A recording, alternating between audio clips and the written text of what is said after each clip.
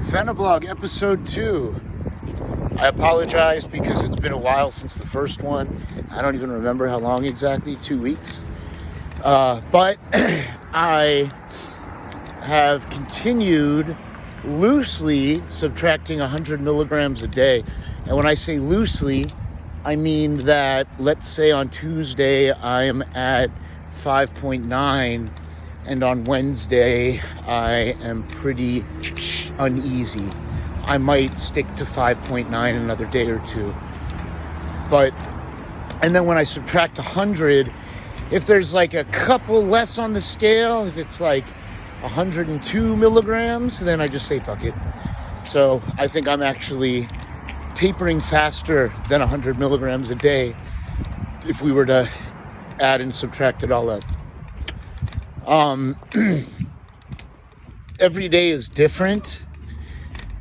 I don't necessarily feel anxious or jumpy. And I would say anxious and jumpy are usually the first symptoms of my Pheniblog withdrawal. A noise will make me jump. A person walking past me will make me afraid, like, please don't talk to me, please don't talk to me. But I feel pretty solid. I've had some physical shakes. I was trying to edit a video on my phone and my right thumb was shaking like crazy, but my left wasn't. And no other part of my body except my right arm was. So I think it's a herniated disc, not withdrawal symptoms. And I am using gabapentin still at night. I was using 600 milligrams for more than a week. Usually taking 300 with a meal at like 9 or whenever I started feeling anxious. And then 300 milligrams at like 10 with food. And more recently, I wake up in the night and take another 300. So I am taking 900 milligrams of gabapentin to sleep. And if you did not already know, if you are using gabapentin to medicate your Pheniblog withdrawals or for anything, I guess, but especially like breakthrough anxiety, breakthrough pain, where you need it to kick in real quick, it is fat soluble. So it doesn't hardly work. If I took it on an empty stomach last night, I did not want to eat. And I barely felt 600 milligrams. So I eat at night before bed when I take my gabapentin. And sometimes when I wake up at night and take another 300, I'll eat a little snack with that too. I've had some anhedonia, like where nothing is interesting to me and I have no motivation and I could literally just like sit and stare at my desk. But more so, I get like a pervading dark feeling, like a doom and gloom feeling, where something is wrong and it's big, and I don't necessarily feel anxious, but I feel doomed. I know that sounds funny. Not anxious, but doomed. And I've definitely had some depression. And anybody who's hooked on Pheniblog and has not gotten their dose in time knows what I'm talking about. Like the absolute darkest, most depressing, intrusive thoughts that you can imagine, things that you thought that you were over, beating you over the head,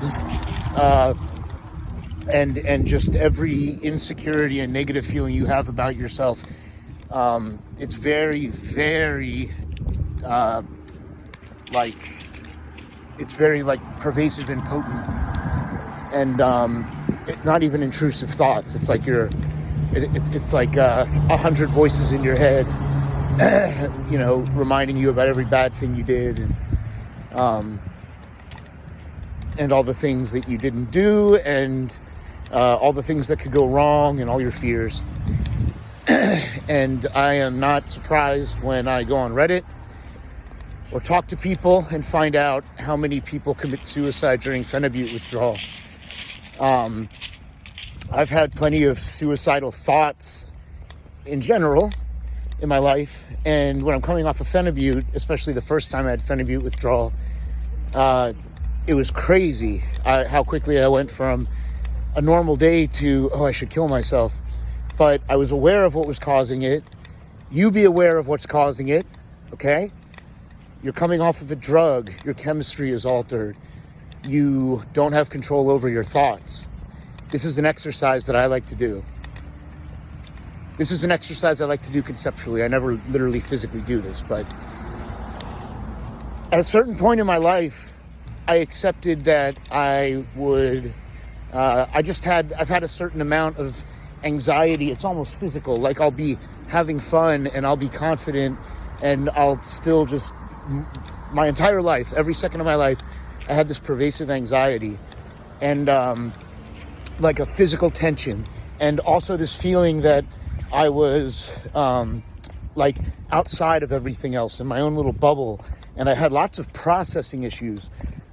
There's certain things that I wouldn't get right away. Things would go over my head, and I had a terrible time remembering names, even though I remembered people and their entire stories. People I'd known for years, I forgot their names. There were girls I was dating, and I would date girls and pronounce their names wrong after months. And in my mind, it would just be like this short circuit. So, why did I bring that up? I forget why I brought that up. I don't know why I brought that up. I wish I could rewind while I was recording. So, right. So, that pervasive anxiety, nope, I don't remember. Anyway, you have to tell yourself that it's not real. Oh, pervasive anxiety. Here's the exercise. Thank you for hanging on. Really.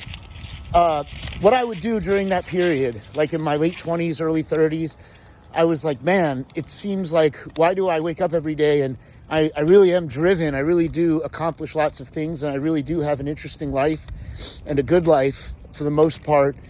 But I just feel like it's a dream, and I don't feel like I'm enjoying it, and I feel like I'm never present. That's what it was like. I was never, ever, ever present. No matter what amazing thing was happening to me, with a few exceptions, I was always worrying about the future, right?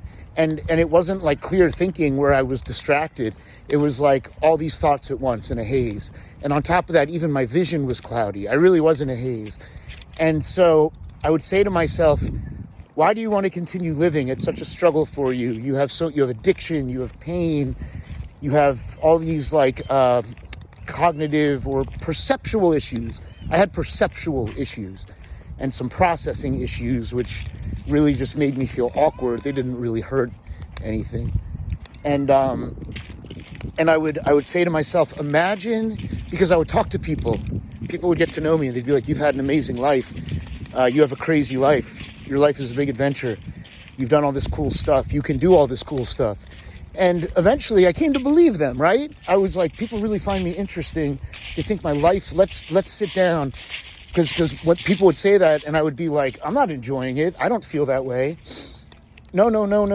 I'm an imposter. You misunderstood me. None of that stuff felt good to me. So I said to myself, maybe the difference between crazy people like me and everyone else is that everyone else is present and they don't worry. And they think about their lives in terms of like what they've done and how they're perceived. Whereas I was just thinking about my internal experience, which was not comfortable. So I said, here's the exercise. What if I wrote down a summary of my life from someone else's perspective? What if someone else were to write my biography, but they didn't like get to know me in my inner turmoil? It would read like, he did all this cool stuff. He had a bunch of gifts and talents. He dated beautiful women. He traveled. He was an athlete. He was respected in his fields. That's what it would say.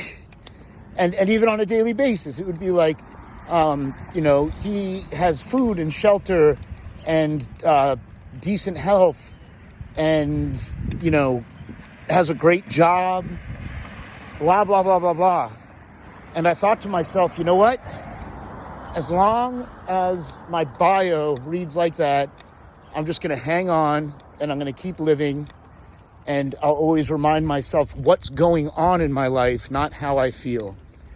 And I'll enjoy my life almost like an outsider perspective.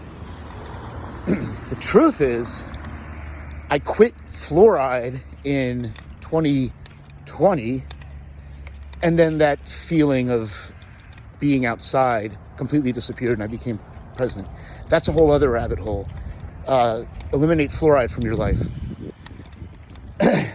That really was the cause of all those mental issues my whole life. Yours too, maybe.